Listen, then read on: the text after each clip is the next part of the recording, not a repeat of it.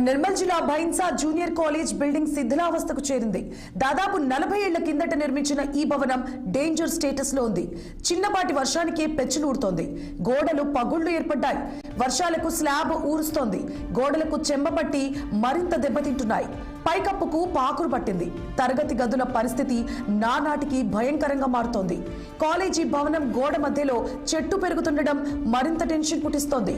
ఎప్పుడు ఏ గోడ కూలిపోతుందోనని విద్యార్థులు అధ్యాపకులు బెంబేలెత్తిపోతున్నారు. బిక్కుబిక్కుమంటూ క్లాసులు వింటున్నారు. పిల్లలను స్కూల్కు పంపించాలంటేనే తల్లిదండ్రులు ముందుకు రావడం లేదు.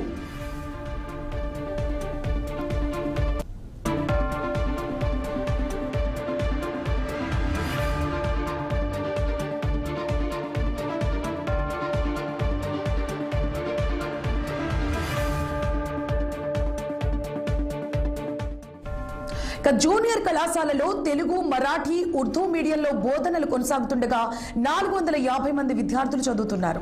ఉర్దూ మీడియంలో ఎంపీసీ, బైపీసీ, హెచ్ఈసీ, మరాఠీ మీడియంలో హెచ్ఈసీ, తెలుగు మీడియంలో బైపీసీ, హెచ్ఈసీ కోర్సులు మాత్రమే అందుబాటులో ఉన్నాయి. కాలేజీ విద్యార్థులకు ఒకేషనల్ కోర్సులు సైతం అందుబాటులో ఉన్నాయి. అయితే ఉర్దూ మీడియం విద్యార్థులకు నూతన భవనంలో క్లాసులు జరుగుతుండగా తెలుగు, మరాఠీ మీడియం విద్యార్థులకు మాత్రం శిథిలావస్థకు చేరిన పాత భవనంలోనే తరగతులు నిర్వహిస్తున్నారు.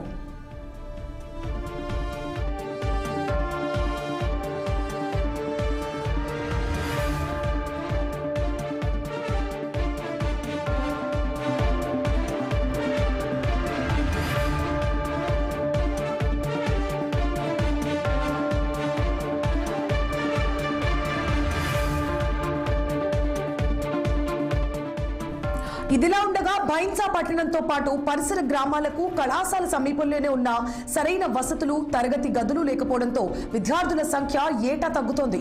కూర్చునేందుకు సరైన డెస్క్, బెంచీలు, బ్లాక్ బోర్డులు, డిజిటల్ బోర్డులు లేవు. బోటనీ, ఫిజిక్స్, సైన్స్ ల్యాబ్లు లేకపోవడంతో విద్యార్థులకు సంబంధిత విషయ జ్ఞానం అందటం లేదు. అనుభవజ్ఞులైన అధ్యాపకులతో నాణ్యమైన విద్య అందుతున్నప్పటికీ వసతులు లేక విద్యార్థులు ప్రవేశాలకు మొగ్గు చూపడం లేదు. ఇక వర్షాకాలం కావడంతో శిథిలావస్థకు చేరిన భవనం ఎప్పుడు కూలిపోతుందోనని అధ్యాపకులు వాపోతున్నారు. భవనం కూల్చివేయించి కొత్త భవనం నిర్మించేలా అని తల్లిదండ్రులు కోరుతున్నారు. ఇక కళాశాల దుస్థితిని ఉన్నతాధికారులు దృష్టికి తీసుకెళ్లామని ప్రిన్సిపల్ శివరంజని తెలిపారు.